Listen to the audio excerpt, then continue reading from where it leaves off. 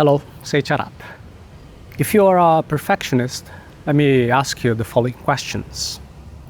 What is this that you're always trying to make perfect? Maybe some tasks at home? And when you're trying to be perfect, do you spend lots of time fixing every small detail in your work? To the point that people who should be happy that you're trying to do something like near perfect, they actually start to complain because it's taking you so long. Well, what about you in your life? Do you feel that it's never good enough, no matter how hard you try? Other people feel like that as well. You're not alone. But here's the funny thing. When you're trying too hard to be perfect, that can actually make things worse, not better. Why does it happen? Because there is this perfectionism paradox. Let's explain the perfectionism paradox. You will do worse in your life when you are a perfectionist. I'm going to share here 3 scientific papers explaining perfectionism in detail. You see, people usually try to be perfect when they are scared of messing up, and therefore they need to feel in control of everything. At first, this can help them to really do well and get lots of praise. If you are a perfectionist in high school, for example, it's relatively easy to reach perfection, right? Because the job is not so complicated. This means that you can just sacrifice a few hours of having fun, playing with your toys. You can achieve a flawless work because the challenge itself is not complex. But after a while, this will cause problems. In adult life, the challenges will be more complex, and it will be impossible for you to achieve perfection. When you are always trying to be perfect, this can lead to negative outcomes, including burnout, anxiety, and depression. People who want to be perfect, they are often very hard on themselves, and they set standards that are too high, and then they feel bad when they can't reach them. People who always try to be perfect also have a very difficult time dealing with setbacks. That's an important one. They might interpret the mistakes as really bad instead of just a chance that they can get better. So they will avoid trying to do new things because they're afraid of not doing it perfectly. You see the problem here? So trying so hard to be perfect actually makes it harder to do well on the long run. That's why it's a paradox. The perfectionist may have worse results than someone who is not a perfectionist. It is a trap that leaves people feeling stuck and not good enough. To be able to fix your perfectionism, you must first understand why it is harming you. There is a theory that explains why this happens, and we need to dig deeper in the psychology here. More particularly, there is something called Self-Discrepancy Theory. Self-Discrepancy Theory.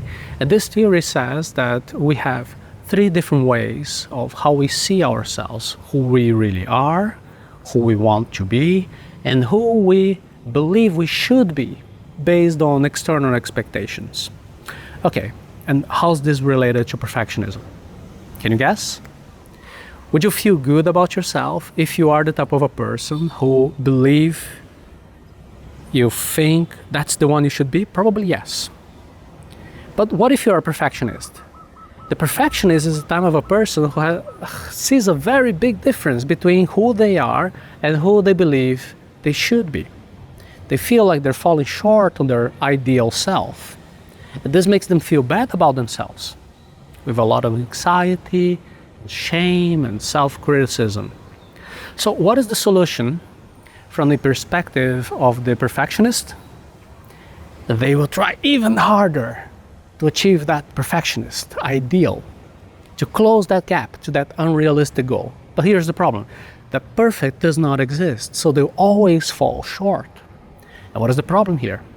This failure will only make the perfectionist feel worse. It is a cycle of trying really hard and failing. Now, please pay attention. I'm not saying that you should not have big goals. That's not a problem. In our planning, your life training, you'll see how we can create a realistic plan together. We're going to be writing down or big goals for life, that will be more organized. So what you should not allow is to make perfectionism become a source of pain in your life. There is a solution. And you just need to have more clarity in your brain of what is more important than perfectionism. How can you break free from the perfectionism trap? One good way is a type of a therapy called Acceptance and Commitment Therapy, ACT. ACT will teach mindfulness, acceptance, and doing things that matter to you. Now, what do I mean by mindfulness in this context? It is about having clarity of your own thoughts. The first step in ACT is to notice these thoughts about needing to be perfect. Mindfulness is about having a non-judgmental look. You can observe your curiosity. You can watch it without judging it or getting too caught up with your perfectionism.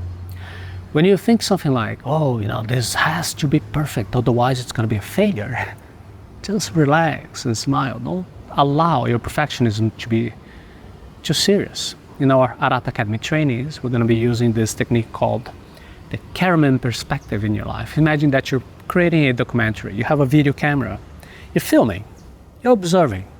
You're not intervening with some safe distance. And you can tell yourself, okay, now I'm having that thought that I have to be perfect, and that's okay. Next, ACT will teach you to make room for the uncomfortable feelings that come with trying to be perfect, like feeling anxious or not good enough. Don't try to push those feelings away. Just let them be there without allowing them to control you.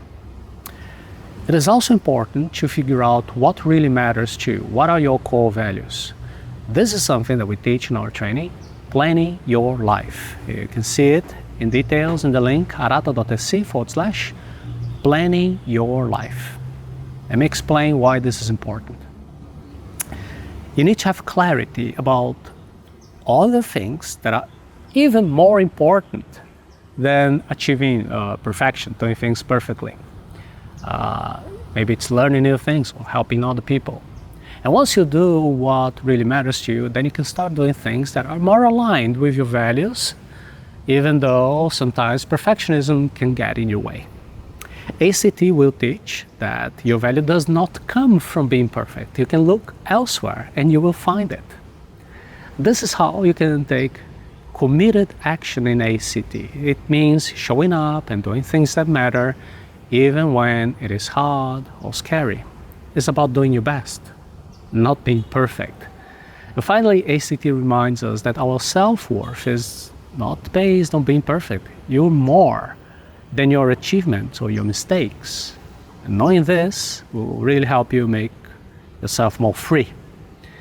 The way to stop getting stuck in perfectionism is to accept yourself, to do things that really matter to you, and be okay with not being perfect. When you let go this need to be perfect and focus on what's truly important, then you really thrive in your life. Progress is more important than perfection. Being human means being perfect, and that's okay. Letting go of perfectionism will allow you to have a full, meaningful life. Together, we can learn to accept imperfection and use it as encouragement to get things better and accomplish even more. But for all of this, you need to have a plan that will allow you to gradually improve as you reach your goals. And we can create this plan in the link arata.sc/planning your life.